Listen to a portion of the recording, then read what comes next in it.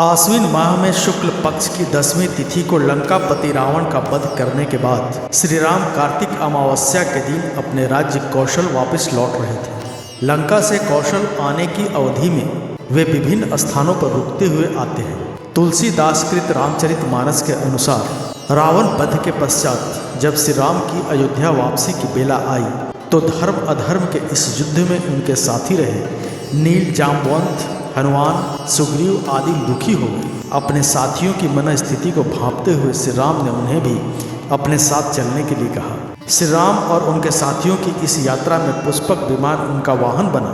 कुबेर का पुष्पक विमान उन्हें वायु मार्ग से अयोध्या ले जा रहा था, किंतु श्री राम मार्ग में कई स्थानों पर रुके। सबसे पहले विमान अगस्त ऋषि के आश्रम में पहुंचा। मुनि अगस्त का आश्रम दंडक वन में था। इस आश्रम में उनके साथ कई अन्य मुनि भी रहते थे। तुलसीदास जी इस संदर्भ में लंका कांड में लिखते हैं कि दंडक वन का पड़ाव डालने के बाद श्री राम का पुष्पक विमान चित्रकूट में उतरा। अपना इंतजार कर रहे मुनियों को संतोष दिलाते हुए श्री राम ने वायु मार्ग से जमुना नदी के ऊपर से उड़ान भरी।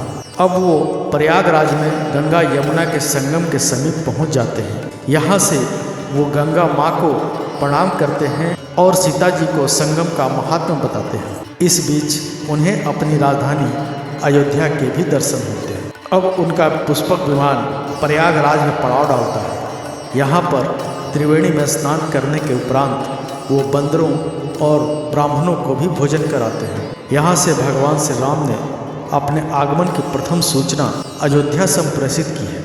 इसी दौरान श्री राम ने भरत को आगमन की सूचना देते हुए हनुमान को आदेश दिया कि ब्राह्मण का रूप धारण करके नंदीग्राम जाओ। इसके उपरांत श्री राम भारद्वाज मुनि के आश्रम पहुंचते हैं। यहाँ से पुष्पक विमान गंगा के दूसरे छोर से पड़ाव डालने हेतु उड़ान भरता है। यहाँ पर श्री राम अपने प्रिय मित्र निषाद राज से मिलते हैं। सीता गंगा माँ की पूजा अर्चना करती हैं और आशीर्वाद ग्रहण करती हैं। अब विमान अयोध्या के लिए उड़ान भरता है। श्री राम के अयोध्या आगमन की खुशी में समस्त अयोध्या की स्त्रियां दही, दूब, गोरोचन, फल, फूल और मंगल के मूल, नवीन तुलसी दल आदि वस्तुएं सोने की थालों में भर भर कर मंगल गीत गाते हुए अयोध्या भर में घूम रही हैं। श्री राम को आते देखकर समस्त अयोध्या नगरी सौंदर्य की खान हो गई है। सरजू का जल अति निर्मल हो गया है। अयोध्या का प्रत्येक नागरिक श्री राम की एक झलक पाने को व्याकुल है। जो जिस दिशा में है वो उसी दिशा में बाहर दौड़ा चला आ रहा है। सभी एक दूसरे से पूछ रहे हैं कि आपने श्री राम को कहीं देखा है? आपने श्री राम को कहीं देखा है क्या? इनके साथ ही स्तुति पुराण के जानकार समस्त वैतालिक लोग भी श्री राम के दर्शन के लिए अयोध्या से बाहर आते हैं। वाल्मीकि रामायण के युद्धकांड सर्ग 127 में लिखा है, गुरु वशिष्ठ, कुटुंबी, छोटे भाई शत्रुघ्न तथा ब्राह्मणों के समूह के साथ भरत अत्यंत हर्षित होकर कृपा निधान श्री राम की अगवानी हेतु राजमहल से बाहर आते हैं। अयोध्या की बहुत सी स्त्रियां अपनी अटारियों पर चढ़कर आकाश की ओर देख रही हैं। श्री राम के पुष्पक विमान को देखकर मंगल गीत भी गा रही हैं। श्री राम का पुष्पक विमान अब अयोध्या में उतर चुका है। प्रभु श्री राम पूर्णिमा के चंद्रमा हैं तथा अवधपुर समुद्र है जो उस पूर्ण चंद्र को देखकर हर्षित हो रहा है और कोलाहल करता हुआ बढ़ रहा है।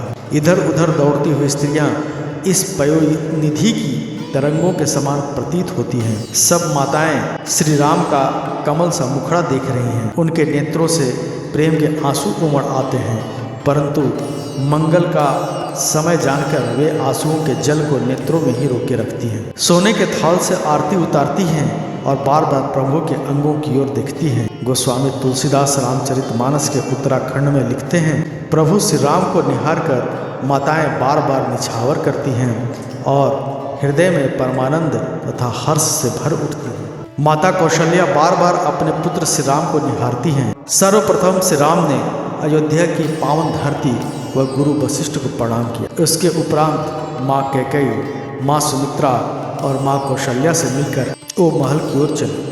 श्री राम के आगमन के अवसर पर अनेक प्रकार के शुभ शकुन हो रहे हैं। आकाश में नगाड़े बज रहे हैं। अयोध्या के नगर के पुरुषों और स्त्रियों को स्नात करके भगवान राम महल को चले इस पावन बेला पर अवधपुर की सारी गलियां सुगंधित द्रव्यों से सींची गई हैं। गजमुक्ताओं से रचकर बहुत सी चौके पुराई गई, अनेक प्रकार के सुंदर मंगल साज सजाए गए हैं और हर्षपूर्वक नगर में बहुत से डंके बज रहे हैं। नगर के लोगों ने सोने के कलशों को विचित्र रीति से अलंकृत कर और सजाकर अपने अपने दरवाजों पर रख लिया है। सब लोगों ने मंगल के लिए बंधनवार ध्वजा और पताकाएं भी लगाई हैं। इसके साथ ही समस्त अयोध्या नगरी को दीपों से सजा दिया गया है। दीपों से सजी अयोध्या नगरी दीपोत्सव अर्थात दीपावली मना रही है। तो मित्रों, हमारा ये प्रयास आपको कैसा लगा कमेंट करके ज़रूर बताएं। वीडियो को लाइक कर दें, चैनल को सब्सक्राइब करके बेल आइकन दबाना न भूलें ताकि वीडियो संबंधित नोटिफिकेशन आपको हमेशा मिलती रहे। धन्यवाद।